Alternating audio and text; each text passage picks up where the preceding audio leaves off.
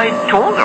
I even put up a YouTube video. I followed where she was murdered and where we went, and I said it's either on Highway 18 on the left-hand side or just off of Highway 18 on the left-hand side.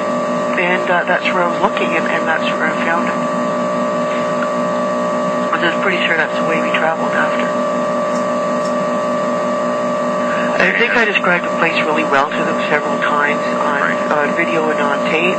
You know, I'm going to try and get a hold of, even though they're on a course, I'm going to try and get a hold of them because this is all new to me and you dealing with them, and it's more appropriate that one of them get back to you. We are. We've been up and down this hill. This right here looks like the most likely spot here in this area. We found it. We can find something. This is the area that we are going to rope off.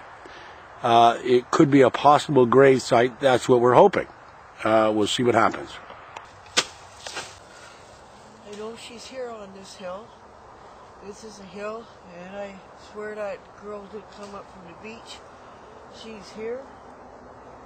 But my gosh, it's a hell of a job to dig it up. He killed Yvonne LaRoe a couple months after this. He went to kill me about a month after this. So there's her, this girl here, and then me, and Yvonne, who died on her way up here. She started fighting in a car, so he couldn't bring her here. Well, I think this is where he was trying to take her, just like he did this girl. Please? I want them to come up and dig an area up for a body. Could you turn this on speakerphone, hon? No, I can't. Oh, yeah. On the old trail near Cedarhurst Quarries, it says no trespassing, all that stuff, Cedarhurst Quarries. We're beside it. Kathy, yeah. And there's two other young men here to helping me dig. Yvonne was 16. She died in 1972, and November 30th. I was supposed to die in October. This girl died somewhere in the summertime. And buried right here, and I know damn well I got the right spot. Can't miss us. There's no way anybody can come in here and miss us. Got a couple of tents set up, lean-tos, fires, whatever. I got the place marked, already started digging. I did good work today. No, we're camped here for tonight. Okay, but they can wait till tomorrow. They've talked to me enough. All this stuff is on tape from a long time ago. It's no big surprise to any of them. There were several newspaper articles written at that time, in November 2009. There's been a good deal of speculation and false information about the case over the years, much of it disseminated on the internet by one person. It's a complicated story and I can't really speak to it, but the person who she is saying did it is deceased. It is being investigated, she's being spoken to, said Randall. It's not up to us to go and correct that information, but it's being thoroughly investigated. There's another article from November 20th, 2009. This is a quote from Veronica Kay's father. But they did get a call from someone in the Orangeville area who thought her father had done it because she saw him murder someone else. But it turns out they wrote her off as just a nut. They did check her out and wrote her off as being not too stable. Of course, talking about me. Detective Clark, it's Kathy Norris calling. How are you? I'm good. How are you? Very good. What's been going on? See, I'm really convinced that area I found, Cedarhurst Trail, section 1854, I'm pretty convinced that's where that girl's buried. Yeah, I got it marked very well. The police told me that you would not dig it up because you have to make sure that the area looked the same like that in 1972. They said, because otherwise the whole area could have been changed, and I just think it's it. So I'm doing a lot of phoning around. I think that I will confirm that it wasn't like that in 1972. Now, how did you mark this location or whatever if I drove up? It's roped off. There's a sign. There's a huge hole there. You can't miss it. Oh, where you were. Okay. It's right. near the end. I drew pictures for you guys. And even on my pictures, I point out that the trail turns slightly to the left, and she's there just before the trail turns to the left. And that's exactly what I found. Like, everything that I said should be there is there. Everything to a T. The height of the hills there. Everything's there. Yeah, they came out Sunday. Yeah, now, but they told me that you wouldn't be able to dig it up because the whole area's probably changed in 72. I am stating that that is exactly what I'm looking for, to a T. Everything's exactly, and I claim that that area has not changed since 1972, and that's where she is. Okay, all right. Let me make some inquiries. Oh, it's like Clark. Hi, Detective Clark. It's Kathy Norris phoning. How are you? I'm good. How are you? Very good. See, have you had a chance to take a look at that area and compare it with the descriptions I gave and the picture that I gave? My partner's looking at it. He did some aerials. We looked at that, and one thing that you mentioned that we've got no record of, and that's another body being found at that location. Oh, that's what the cops told me when they came out to see me. Yeah. Well, we've got nothing on that. Oh, I wonder why they thought that happened. I got no. What officer were you talking to? One of the ones that came out to speak to us. I don't know who he was, but he was one you told me that a body being found there in 1975. Yeah. Let's look through every record that we could possibly have from anything around that time frame or whatever. We don't have anything. But okay, we've cleared that. But my partners looked at aerials, and we've located the area where a quarry could be. And we're just going through that now. So, well, you're not going out there on the weekend? not this weekend. No, Okay. I can't go up this weekend, but I'll see how next weekend goes because I would love to try to dig it up. Some, like where. You have those photographs you can send to me. No, I can't. It's in my camera, and my computer won't let me download anything. I gotta take it in to get it fixed. Now, with the case with Yvonne, I think Detective Dyke told me that the walking stick handle I gave him, that did match up to the wounds on her head. No, well, we've got nothing. Like blunt force trauma, we don't have anything. It's not exact.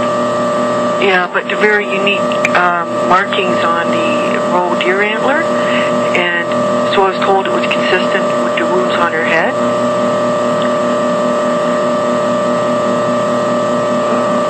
I don't know about that. I don't think that was given out as being that was the murder weapon. Why not? Because I'm pretty sure that's what he used to beat her with. Well, there would have to be some DNA or something like that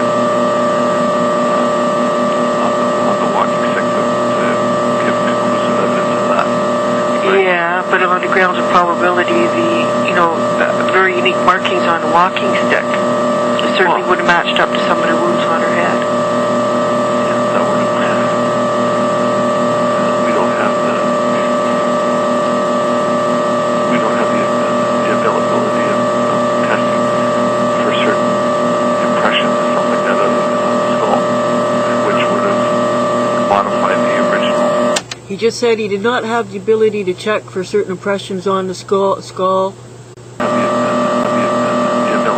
of testing for certain impressions and stuff like that other than on the skull, which would have modified the original damage caused by the instrument, right? Were pictures taken of her wounds or anything like that, and measurements taken? Usually when they get into stuff like that, though, they're getting into texture and Yeah. small little things that we would lose now, right? So they didn't do that at the time then? He said no. Look at all the tapes that I said describing the place and the picture I drew. That's it. That's it to a T, Okay? We're going to follow up on it. Okay. All right. We found this mound right in the area where I would think she's most likely. It looks like a man-made mound, and that rock was on the head of it. Good morning, Kathy. It's Tim Gore calling. It is 11:35 or thereabouts on Thursday morning. In regards to your question about digging, we've decided we're not going to do a dig at this point. What we're going to do at some point, we're in the process of trying to purchase a ground-penetrating radar. The officer in charge of our forensic archaeological recovery team suggests that it's not a good idea to go and start digging up anywhere because, number one, we get into evidence issues if something's found and they're not there to properly record it, things like that.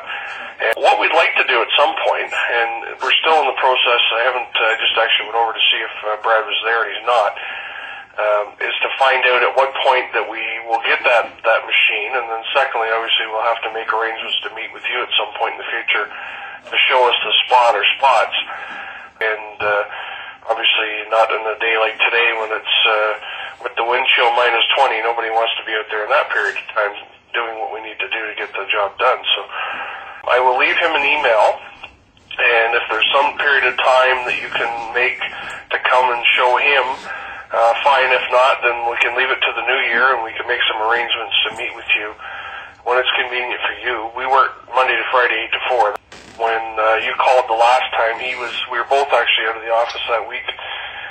He was down in training and I was elsewhere doing something else, so we didn't get the message until you'd already on the Saturday came and started doing your thing. But that's what we want to do, and that's what they're suggesting in our ident is to not do any digging at this point, and that the ground penetrating radar is what we need to do to get the job done. And Hi, Detective Morris. Kathy Norris calling. How are you? I'm horrible.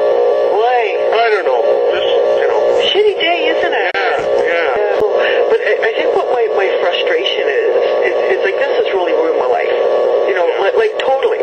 Like when I went to the Napanee cops and I said, look, you should be looking at my brother. And I said, by the way, my dad killed a girl at the beach at Lake Simcoe. They immediately wrote me up as nuts.